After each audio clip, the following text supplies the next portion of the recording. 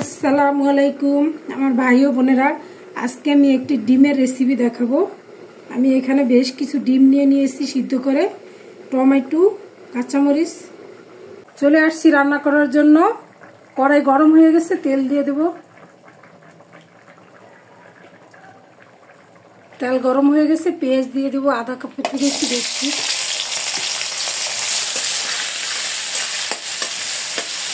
আমার পেঁয়াজটা এরকম একটু হালকা ব্রাউন কালার করে নিলাম। এখন অন্যান্য মশলাগুলো দিয়ে দেব। জিরা ধনিয়া বাটা, রসুন এবং আদা বাটা 1 টেবিল চামচ থেকে একটু বেশি, শুকনো মরিচ বাটা 1.5 টেবিল চামচ, পেঁয়াজ বাটা, হলুদের গুঁড়া 1.5 টেবিল চামচ, স্বাদ মতো লবণ। মশলাটা কষা নেওয়ার জন্য একটু পানি দিয়ে দেবো আমি।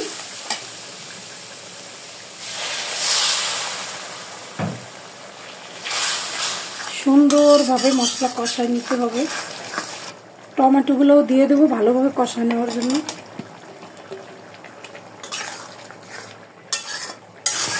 মশলা কষানো হয়ে গেছে, ডিম দিয়ে দেব।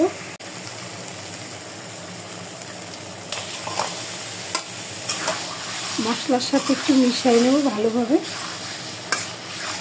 ঝোল দিয়ে দেব সিদ্ধ হওয়ার জন্য গরম পানি। আমার তরকারিটা হইতে থাকুক, আমি ছাদে যাই কিছু ধনিয়া পাতা নিয়ে আসবো।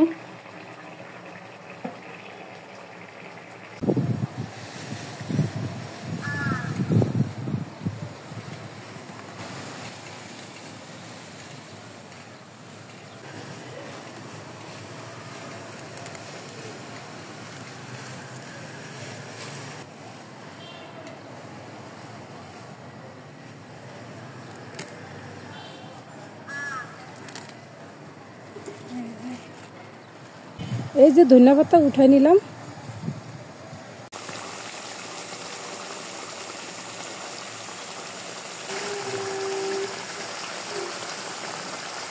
ডিমের এই তরকারিটা ভুনা খিচুড়ি গরম ভাতের সাথে বেশ জমে যাবে। বাসার মেহমান আসলে এইভাবে রান্না করলে মাছ মাংসের কোনো দরকার হয় না। মাশাআল্লাহ, ধনিয়া পাতা দিয়ে দেব।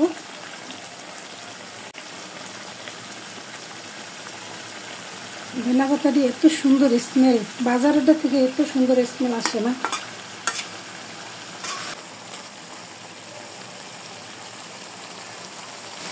আমার রান্নাটা শেষ, চুলা অফ করে দেব।